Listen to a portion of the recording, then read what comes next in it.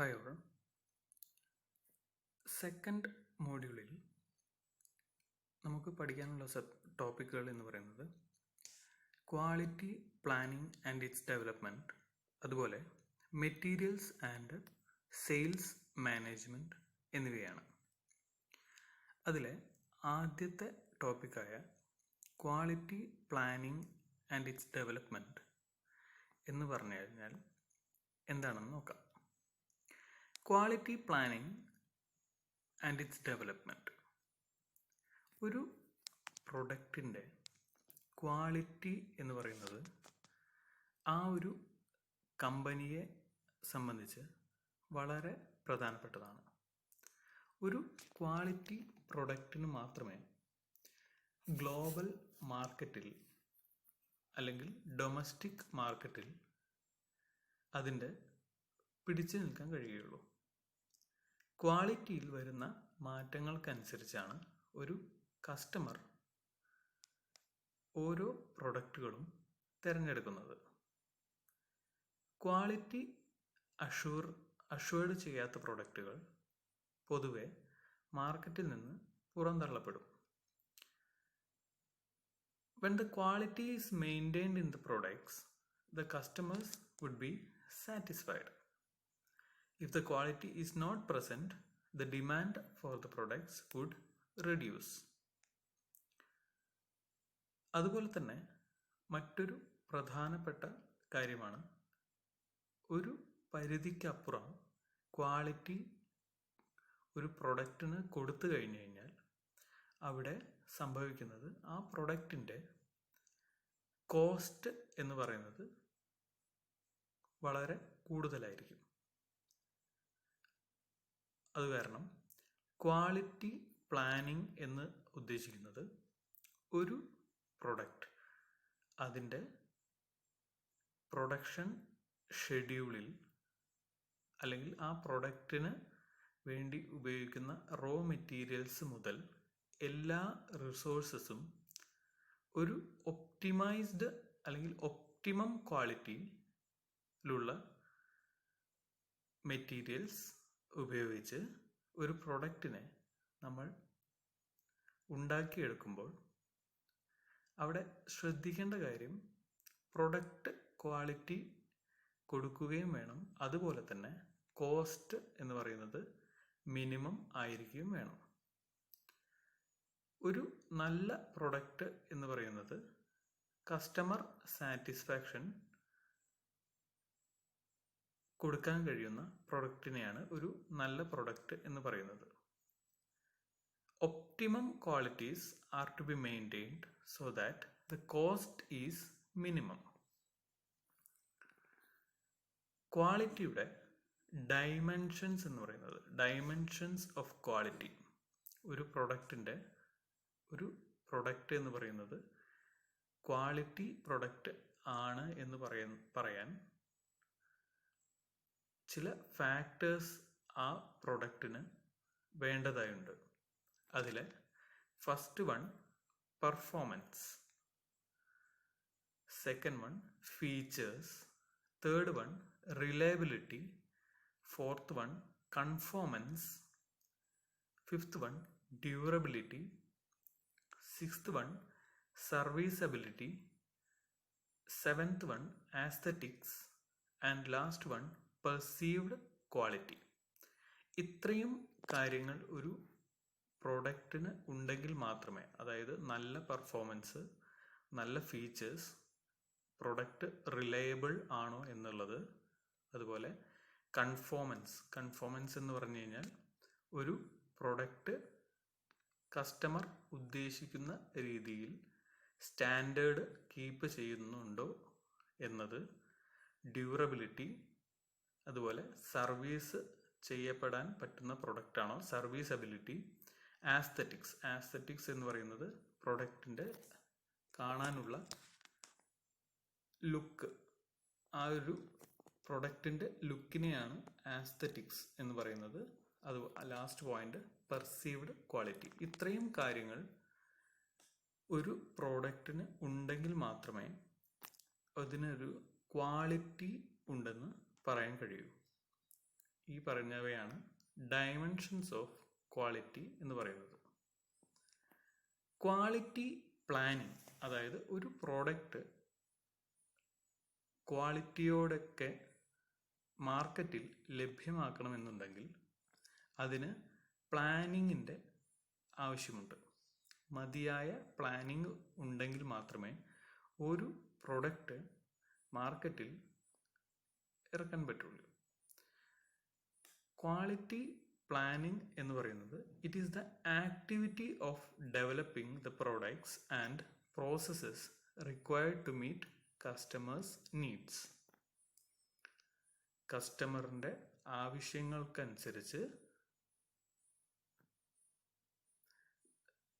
Produce ചെയ്യാൻ കഴിയുന്ന അല്ലെങ്കിൽ ഡെവലപ്പ് ചെയ്യാൻ കഴിയുന്ന ഒരു പ്രോഡക്റ്റിൻ്റെ ഉണ്ടാക്കിയെടുക്കുന്ന ആക്ടിവിറ്റിക്കാണ്, അല്ലെങ്കിൽ ആ പ്രോഡക്റ്റ് ഉണ്ടാക്കിയെടുക്കാൻ എന്തൊക്കെ കാര്യങ്ങളാണ് ശ്രദ്ധിക്കേണ്ടത് എന്നതിനെക്കുറിച്ചുള്ള സ്റ്റഡി ആണ്, അല്ലെങ്കിൽ പ്ലാനിങ്ങിനെയാണ് ക്വാളിറ്റി പ്ലാനിങ് എന്ന് പറയുന്നത്. ഇതിൽ വരുന്നത് determine who are the customers, determine the needs of customers, develop product features which respond to customers' needs, develop processes which are able to produce those product features, and transfer the resulting plans to the operating forces. ആരൊക്കെയാണ് അല്ലെങ്കിൽ ആരൊക്കെ ഉദ്ദേശിച്ചാണ് ഈ product വിപണിയിൽ ഇറക്കുന്നത്, അതുപോലെ കസ്റ്റമേഴ്സിൻ്റെ ആവശ്യങ്ങൾ എന്തൊക്കെയാണ്, കസ്റ്റമറിൻ്റെ ആവശ്യത്തിനനുസരിച്ച് ഈ പ്രോഡക്റ്റിൽ എന്തൊക്കെ ഫീച്ചേഴ്സാണ് വേണ്ടത്, അതുപോലെ ഈ പ്രോഡക്റ്റിന് ഈ ഫീച്ചറുകൾ നൽകാൻ എന്തൊക്കെ പ്രോസസ്സാണ് ചെയ്യേണ്ടത്, ഈ പ്ലാനുകളെല്ലാം ഓപ്പറേറ്റിംഗ് കണ്ടീഷനിലേക്ക് മാറ്റിയെടുക്കാൻ എന്തൊക്കെയാണ് ചെയ്യേണ്ടത്, ഇത്രയും കാര്യങ്ങളാണ് ക്വാളിറ്റി പ്ലാനിങ്ങിൽ ശ്രദ്ധിക്കേണ്ടത്. Objectives of quality planning. Quality planning ചെയ്യുന്നത് എന്തിനു വേണ്ടിയാണെന്ന് നോക്കാം. First one, to produce quality products and services which meet customers needs. കസ്റ്റമറുടെ ആവശ്യത്തിനനുസരിച്ച് ക്വാളിറ്റി പ്രൊഡക്ട്സും അതുപോലെ സർവീസസും പ്രൊഡ്യൂസ് ചെയ്യുന്നതാണ് ആദ്യത്തെ objective. To define quality standards and to prepare product specifications. Third point, to prepare guide lines on various elements affecting quality. ക്വാളിറ്റിയെ സംബന്ധിച്ച് അല്ലെങ്കിൽ ക്വാളിറ്റിയെ എഫക്റ്റ് ചെയ്യുന്ന വേരിയസ് എലമെന്റ്സ് എന്തൊക്കെയാണെന്നുള്ളതിനെ കുറിച്ചുള്ള ഗൈഡ് ലൈൻ തയ്യാറാക്കുക. Fourth point, to establish quality objectives and developing plans for achieving these objectives.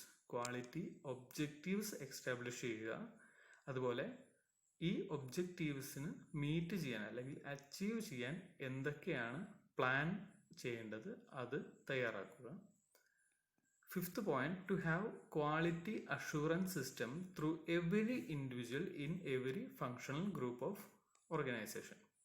ഒരു ഓർഗനൈസേഷൻ്റെ ഓരോ ഡിപ്പാർട്ട്മെൻറ്റും അല്ലെങ്കിൽ ഓരോ ഫങ്ഷണൽ ഗ്രൂപ്പും ക്വാളിറ്റി അഷ്വർ ചെയ്തിട്ടാണ് പ്രൊഡക്ഷൻ്റെ വിവിധ ഘട്ടങ്ങൾ പിന്നിടുന്നത് എന്ന് പരിശോധിക്കുക. To review and evaluate product designs with a view to improve quality and reduce quality cost. Product ഡിസൈനുകൾ റിവ്യൂ ചെയ്യുകയും അത് കൂടാതെ അതിനെ ഇവാലുവേറ്റ് ചെയ്ത് എന്തൊക്കെ കാര്യങ്ങളാണ് ക്വാളിറ്റി ഇംപ്രൂവ് ചെയ്യാൻ ആവശ്യമായിട്ടുള്ളത് അത് കണ്ടെത്തുക.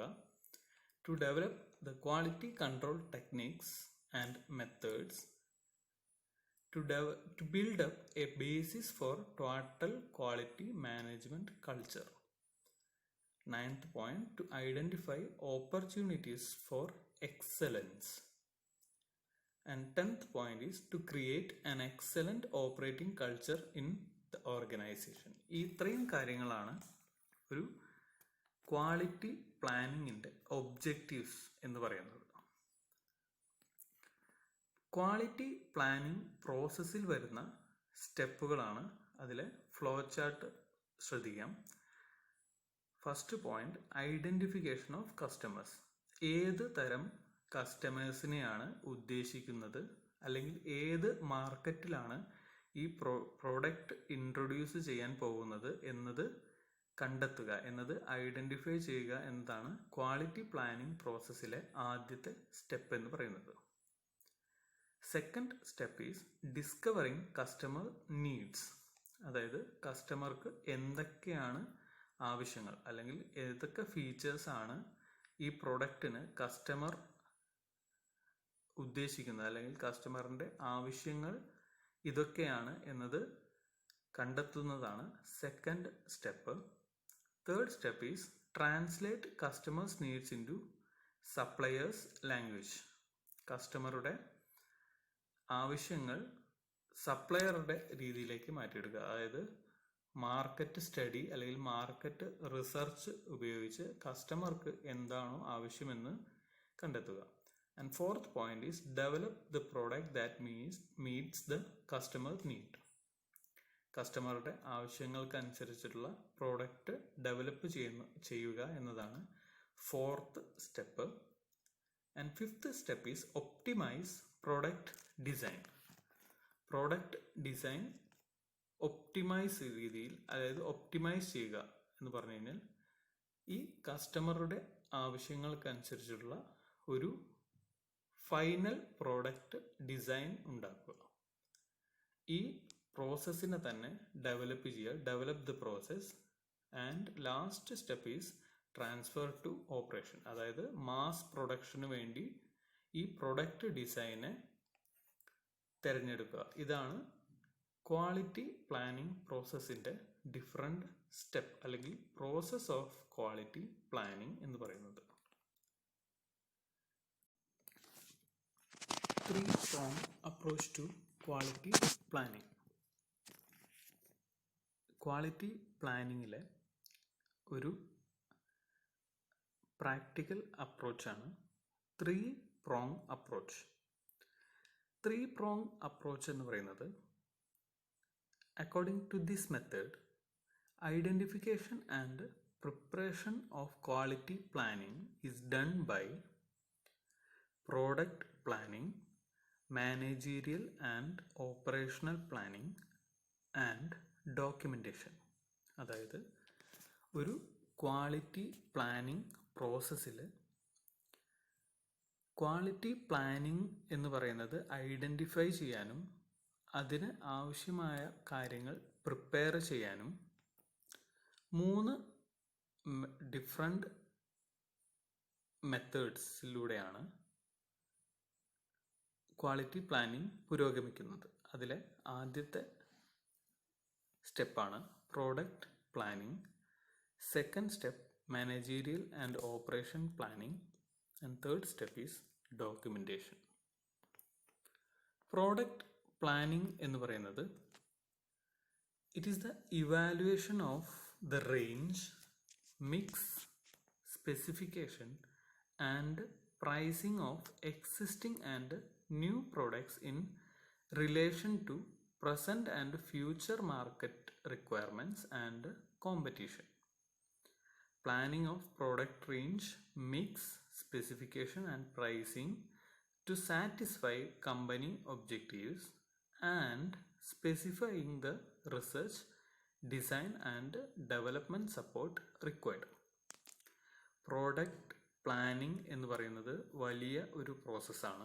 അതിൽ വരുന്നത് ഏത് റേഞ്ചിൽ അല്ലെങ്കിൽ ഏത് പ്രോഡക്റ്റ് മിക്സ്, നമ്മൾ കഴിഞ്ഞ മോഡ്യൂൾ പഠിച്ചിട്ടുണ്ട്. പ്രോഡക്റ്റ് മിക്സ് എന്ന് പറയുന്നത് ഈ പ്രോഡക്റ്റിൻ്റെ സ്പെസിഫിക്കേഷൻ, പ്രൈസിങ്, ഇതെല്ലാം നിലവിൽ മാർക്കറ്റിലുള്ള പ്രോഡക്റ്റുകളുമായി കമ്പയർ ചെയ്ത് ഫ്യൂച്ചറിൽ മാർക്കറ്റിൽ വേണ്ട റിക്വയർമെൻറ്റ്സ് എന്താണ് എന്നത് കണ്ടെത്തുന്നത്. അതുപോലെ തന്നെ കമ്പനി ഒബ്ജക്റ്റീവ്സ് ഇതുമായി സാറ്റിസ്ഫൈ ചെയ്യുന്നുണ്ടോ എന്ന് കണ്ടെത്തുന്നത്. അതുപോലെ തന്നെ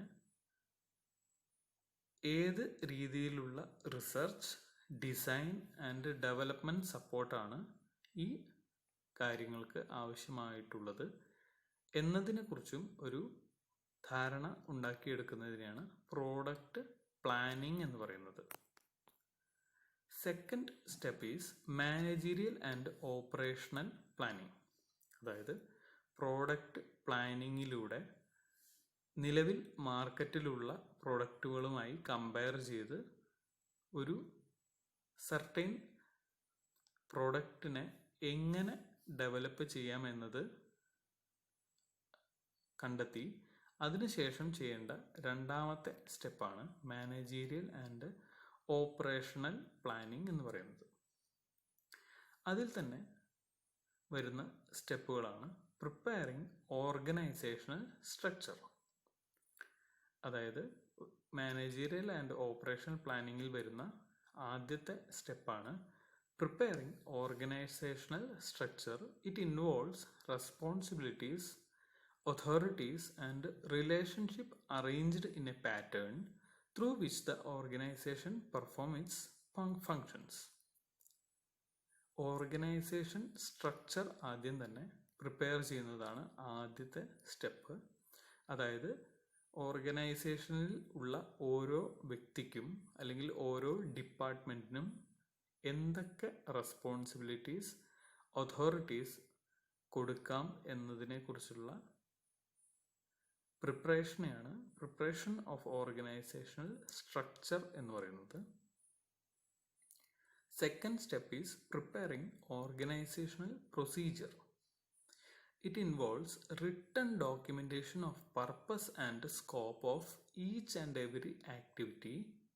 that is what shall be done, what material, equipment and documents shall be used, and how it will be controlled and recorded. Organisational structure ഉണ്ടാക്കി കഴിഞ്ഞതിന് ശേഷം ചെയ്യേണ്ട രണ്ടാമത്തെ കാര്യമാണ് പ്രിപ്പറേഷൻ ഓഫ് ഓർഗനൈസേഷണൽ പ്രൊസീജിയേഴ്സ്. അതായത് എന്താണ് ചെയ്യേണ്ടത്, എന്ത് മെറ്റീരിയൽ യൂസ് ചെയ്താണ് പ്രോഡക്റ്റ് ഉണ്ടാക്കേണ്ടത്, അത് ഉണ്ടാക്കാൻ വേണ്ട എക്യുപ്മെൻറ്റ് എന്താണ്, എന്തൊക്കെ ഡോക്യുമെൻറ്റ്സ് ആണ് ഈ ഒരു പ്രൊഡക്റ്റ് അല്ലെങ്കിൽ ഈ ഒരു പ്രൊഡക്ഷൻ പ്രോസസ്സിനെ കുറിച്ച് കീപ്പ് ചെയ്യേണ്ടത് അല്ലെങ്കിൽ റെക്കോർഡ് ചെയ്യേണ്ടത്, ഇതിനെല്ലാം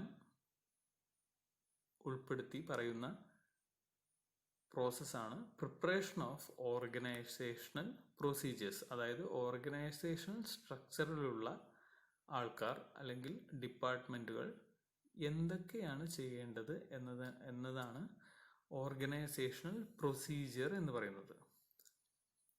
Third step is preparing process. It involves set of interrelated resources and activities which transform input into output in the most cost-effective and quality-effective manner. Resources include man, materials, machines, money and manufacturing techniques. വിവിധ തരം റിസോഴ്സുകളെ ഉപയോഗിച്ച് ഒരു പ്രൊഡക്റ്റിനെ ഏറ്റവും cost എഫക്റ്റീവായും അതുപോലെ തന്നെ quality എഫക്റ്റീവുമായും ഉണ്ടാക്കിയെടുക്കുന്ന പ്രോസസ്സിനെയാണ് പ്രിപ്പയറിംഗ് പ്രോസസ്സ് എന്ന് പറയുന്നത്. ഇതിൽ ഉൾപ്പെടുന്ന റിസോഴ്സസ് എന്ന് പറയുന്നത് ലേബർ അല്ലെങ്കിൽ man, materials, equipments or machines, money and manufacturing techniques. ഈ റിസോഴ്സുകളെല്ലാം ഉപയോഗിച്ച് ഒരു പ്രൊഡക്റ്റിനെ പ്രിപ്പയർ ചെയ്യുന്നത്, അതിന് കോസ്റ്റ് എഫക്റ്റീവും ക്വാളിറ്റി എഫക്റ്റീവുമായ രീതിയിൽ പ്രൊഡ്യൂസ് ചെയ്യുന്നതിനെയാണ് പ്രിപ്പയറിംഗ് പ്രോസസ്സ് എന്ന് പറയുന്നത്. And the last step is preparation of resources needed to implement quality management. It includes the resources needed for all activities of the overall management function that determine the quality policy. ഈ 4 സ്റ്റെപ്പുകളാണ് managerial and operational പ്ലാനിങ്ങിൽ ഉള്ളത്. അതായത് 3-prong അപ്രോച്ചിൻ്റെ രണ്ടാമത്തെ സ്റ്റെപ്പായ managerial and operational പ്ലാനിങ്ങിൽ ഈ പറയുന്ന 4 സ്റ്റെപ്പുകളാണ് ഉള്ളത്. 3-prong അപ്രോച്ചിലെ അവസാന സ്റ്റെപ്പായ documentation എന്താണെന്ന് നോക്കാം. ഡോക്യുമെൻറ്റേഷൻ എന്ന് പറയുന്നത് drawing, specifications, blueprints, inspection instructions, test procedures, work instruction, operation sheet, quality manual, operational procedures, quality control and quality assurance procedures ഇവയെല്ലാം കീപ്പ് ചെയ്യുന്നതിനെയാണ് ഡോക്യുമെൻറ്റേഷൻ എന്ന് പറയുന്നത്. അതായത് ഒരു പ്രൊഡക്റ്റിൻ്റെ ഡ്രോയിങ്, ഇനീഷ്യൽ ഡ്രോയിങ്, അതിൻ്റെ സ്പെസിഫിക്കേഷൻസ്, ബ്ലൂ പ്രിൻറ്റ്സ്, ഇത് ഇൻസ്പെക്റ്റ് ചെയ്യാനുള്ള ഇൻസ്ട്രക്ഷൻസ്, ടെസ്റ്റ് ചെയ്യാനുള്ള procedures, work instructions, operation sheet, ഇതിൻ്റെ ഈ പ്രൊഡക്റ്റിൻ്റെ manual, quality manual, operational procedures, product ഉണ്ടാക്കിയെടുക്കാൻ ആവശ്യമായ operational procedures, quality control and quality assurance procedures, QC എന്നതിനെയാണ് ക്വാളിറ്റി കൺട്രോൾ എന്ന് പറയുന്നത്. ഇത്രയും കാര്യങ്ങളാണ് ഡോക്യുമെൻറ്റേഷനിൽ ഉള്ളത്. 3-prong അപ്രോച്ചിൻ്റെ ആദ്യത്തെ സ്റ്റെപ്പായ പ്രൊഡക്റ്റ് പ്ലാനിങ്ങിൽ തുടങ്ങി മാനേജീരിയൽ ആൻഡ് ഓപ്പറേഷണൽ പ്ലാനിങ്ങിൽ വഴി ഈ പറയുന്ന കാര്യങ്ങളെല്ലാം ഡോക്യുമെൻറ്റേഷൻ ചെയ്തു വെക്കുന്നതിനെയാണ് 3-prong approach to quality planning എന്ന് പറയുന്നത്. നെക്സ്റ്റ് ടോപ്പിക്കാണ് quality management system. A management system to direct and control an organisation with regard to quality. Quality management systems can assist organization in enhancing customer satisfaction. The ISO 9000 family defines standards on quality management systems which can assist organizations in achieving this objective. Quality management system എന്നതുകൊണ്ട് ഉദ്ദേശിക്കുന്നത്, ഒരു example എടുക്കുകയാണെങ്കിൽ ISO 9000 നമുക്കെല്ലാവർക്കും അറിയാം. ISO 9000 international organisation for standardisation 9000 എന്ന് പറയും. ISO 9000 എന്ന് പറയുന്നത് ഒരു സ്റ്റാൻഡേർഡാണ്. പല പ്രോഡക്റ്റുകൾക്കും ഉള്ള ഒരു സ്റ്റാൻഡേർഡാണ് ISO 9000 എന്ന് പറയുന്നത്.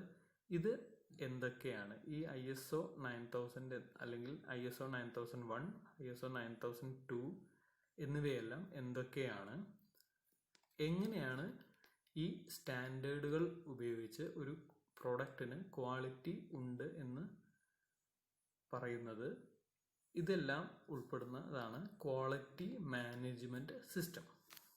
ക്വാളിറ്റി മാനേജ്മെൻറ്റ് സിസ്റ്റത്തിൽ ഡിസ്കസ് ചെയ്യാനുള്ള ആദ്യത്തെ ടോപ്പിക് ISO 9000 ആണ്.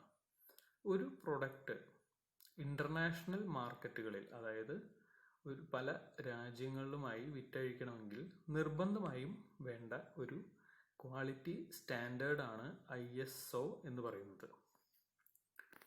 ISO is the International Organization for Standardization which is founded in 1946 with the objective of promotion and development of international standards and related activities including testing, inspection, laboratory accreditation, certification and quality assessments for facilitating international exchange of goods and services.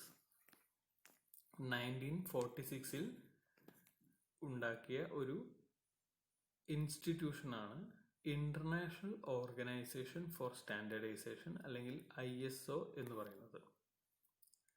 ഇതിൻ്റെ objective എന്ന് പറയുന്നത് international സ്റ്റാൻഡേർഡുകളുടെ പ്രൊമോഷനാണ്. അതായത് ഒരു product international മാർക്കറ്റുകളിൽ വിറ്റഴിക്കണം എന്നുണ്ടെങ്കിൽ ആ പ്രൊഡക്റ്റിന് നിർബന്ധമായും വേണ്ട ചില ക്വാളിറ്റി സ്റ്റാൻഡേർഡുകൾ ഉണ്ട്. ആ ക്വാളിറ്റി സ്റ്റാൻഡേർഡുകൾ ഉൾപ്പെടുത്തി എന്തൊക്കെയാണ് ആ ക്വാളിറ്റി സ്റ്റാൻഡേർഡുകൾ എന്ന് പ്രതിപാദിക്കുന്ന ഒരു സ്റ്റാൻഡേർഡൈസേഷൻ ഓർഗനൈസേഷനെയാണ് ISO എന്ന് പറയുന്നത്. ഇതിൽ തന്നെ ക്വാളിറ്റി അവർ ഉറപ്പുവരുത്തുന്നത് ഈ പ്രൊഡക്റ്റിൻ്റെ ടെസ്റ്റിംഗ്, ഇൻസ്പെക്ഷൻ, അതുപോലെ ലബോറട്ടറി അക്രഡിറ്റേഷൻ, സർട്ടിഫിക്കേഷൻ എന്നിവ ഉപയോഗിച്ചാണ് ഒരു പ്രോഡക്റ്റിന് ഇൻ്റർനാഷണൽ മാർക്കറ്റുകളിൽ വിറ്റഴിക്കാനുള്ള ക്വാളിറ്റി ഉണ്ട് എന്ന് കാണിക്കുന്നത്. ISO 9000. ISO 9000 is a family of standards for quality management systems maintained by ISO based in Geneva. The ISO 9000 series of standards promotes the adoption of process approach when developing, implementing and improving the effectiveness of a quality management system to enhance customer satisfaction by meeting customer requirements. അതായത് ISO 9000 എന്ന് പറയുന്നത് ഒരു series of standard ആണ്. ഇതിൽ തന്നെ വരുന്നതാണ് ISO 9001, ISO 9002, 9003, 9004 എന്നിവ. ഇത് ഒരു സീരീസ് ഓഫ് സ്റ്റാൻഡേർഡുകളാണ് which promotes the process approach, adoption of process approach when developing, implementing and improving the effectiveness of a quality management system. ISO 9000 സീരീസിൽ വരുന്ന കാര്യങ്ങൾ എന്തൊക്കെയാണെന്ന് നോക്കാം. ISO 9000 എന്ന് പറയുന്നത് പൊതുവായി പറയുന്ന ഒരു സ്റ്റാൻഡേർഡാണ് which describes the fundamentals of quality management. ആ ക്വാളിറ്റി മാനേജ്മെൻറ്റ് സിസ്റ്റത്തിൻ്റെ ഫണ്ടമെൻ്റൽസ് ആയ കാര്യങ്ങൾ ഡിഫൈൻ ചെയ്യുന്നതാണ് ISO 9000 എന്ന് പറയുന്നത്. ISO 9001. This standard ensures the quality through the whole cycle of production, that is from design and development, production, installation and servicing. ISO 9001 എന്നുകൊണ്ട് ഉദ്ദേശിക്കുന്നത് it is A model of quality assurance in design, production, installation and servicing. അതായത് ഒരു പ്രോഡക്റ്റിൻ്റെ design ഫീൽഡിലും, അതായത് ആ product design ചെയ്യുമ്പോഴും അത് production ചെയ്യുമ്പോഴും ഇൻസ്റ്റാൾ ചെയ്യുമ്പോഴും സർവീസ് ചെയ്യുമ്പോഴും ആ പ്രോഡക്റ്റ് മതിയായ ക്വാളിറ്റി സ്റ്റാൻഡേർഡുകൾ കീപ്പ് ചെയ്തു എന്നത് കാണിക്കാനുള്ള ഒരു സർട്ടിഫിക്കേഷനാണ് ISO 9001 എന്ന് പറയുന്നത്. അതായത് ഒരു പ്രോഡക്റ്റിൻ്റെ എല്ലാ സ്റ്റേജുകളിലും അത് ക്വാളിറ്റി ഉറപ്പുവരുത്തുന്നു എന്ന് കാണിക്കുന്നതിനുള്ള ഒരു സ്റ്റാൻഡേർഡാണ് ISO 9001. ISO 9002 എന്ന് പറയുന്നത് പ്രൊഡക്ഷനിലും അതുപോലെ ഇൻസ്റ്റാളേഷനിലും സ്റ്റാൻഡേർഡ് കീപ്പ് ചെയ്തു എന്നത് കാണിക്കുന്നതിനെ ഉള്ള സ്റ്റാൻഡേർഡിനെയാണ് ISO 9002 എന്ന് പറയുന്നത്. ISO 9003 എന്ന് പറയുന്നത് ഫൈനൽ ഇൻസ്പെക്ഷനിലും അതുപോലെ ടെസ്റ്റിങ്ങിലും ഈ പ്രൊഡക്റ്റ് മതിയായ ക്വാളിറ്റി സ്റ്റാൻഡേർഡ് കീപ്പ് ചെയ്തു എന്ന് കാണിക്കാനുള്ള ഒരു സർട്ടിഫിക്കേഷൻ അല്ലെങ്കിൽ സ്റ്റാൻഡേർഡാണ് ISO 9003 എന്ന് പറയുന്നത്. ISO 9004 എന്ന് ഉദ്ദേശിക്കുന്നത് അത് ഗൈഡ് ലൈൻസ് ആണ്. അതായത് technical, administrative and human factors ഇവയിൽ മികച്ച ക്വാളിറ്റി കൊടുത്തു എന്നത് കാണിക്കാനുള്ള സർട്ടിഫിക്കേഷനാണ് ISO 9004 എന്ന് പറയുന്നത്. ഈ 5 ടൈപ്പ് ISO സർട്ടിഫിക്കേഷൻ രീതികളാണ് നിലവിൽ ഉപയോഗിക്കുന്നത്.